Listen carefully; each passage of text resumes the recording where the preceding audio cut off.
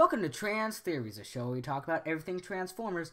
I'm your host, Jason, and let's get down into this theory. So today we are talking about how Bonecrusher, Blackout, and Brawl return in the later films of the Transformers franchise. So after Brawl, Bonecrusher, and Blackout were killed during the events of the first Transformers movie, their bodies were disposed of in the Laurentian Abyss. The Laurentian Abyss.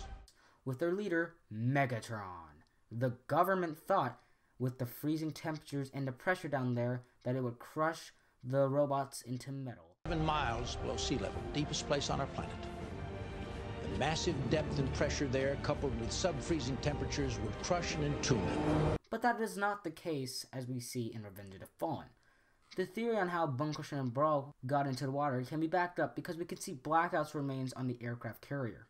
But it's never shown where Brawl's or Bonecrushers are. So what I think is that they were on a different ship, because Megatron and Blackout were on one together, which could mean Brawl and Bonecrusher could have been on the other.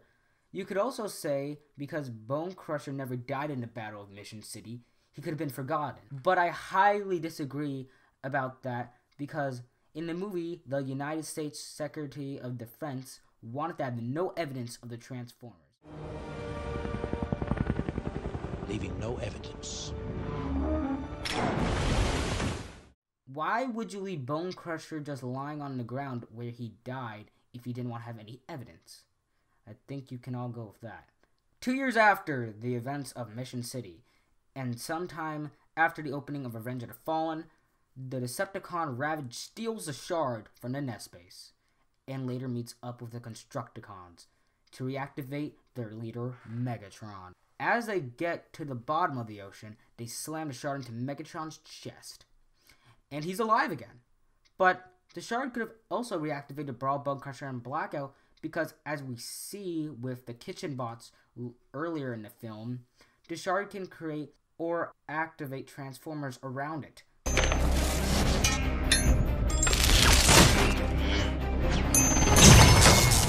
But if you remember, the corpse of Blackout were not complete, but as we saw with Frenzy, he was just a head when he made contact with the Allspark.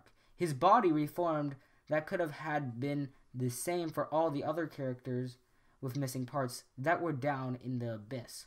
So later, we see Blackout in the forest battle, which is one of the best battles in the whole Transformers franchise. And now, for some reason, his name's Grindor. Mainly to sell money for Hasbro. Cha-ching, cha-ching, cha-ching. But his physical appearance looks to be different, because he has a bit of a faded look, and he has bits of rust on him. And for metal being underwater for at least 2 years, this seems accurate. During the fighting of the forest battle, Optimus Prime goes all MLG mode on the Decepticons, and later Blackout gets his face ripped off with Optimus Prime's Energon hooks.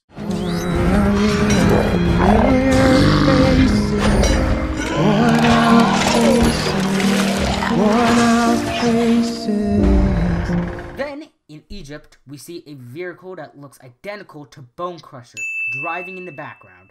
And later, we see him in robot mode fighting off Ironhide and the RC triplets. But the weird thing is, we don't see his claw on his back. I think it just may be closed on his back, or maybe it's just hiding. And I think the reason why he now has a blaster or gun on his arm is because they ripped apart the Constructicon Z little one. Need parts. Here's a little one.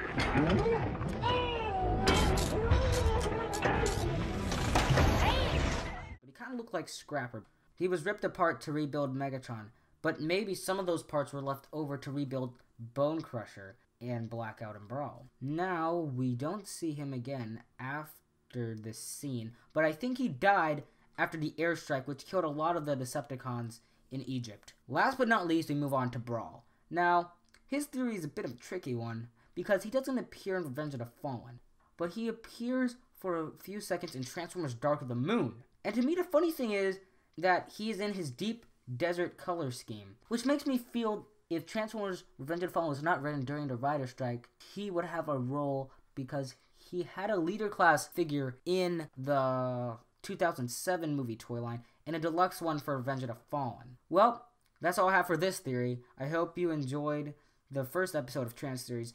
If you have a theory you want me to cover, please give me a comment below and I'll do a review on it as soon as possible. If you have a disagreement with my theory or something that I missed out on, do not forget to leave a comment down below.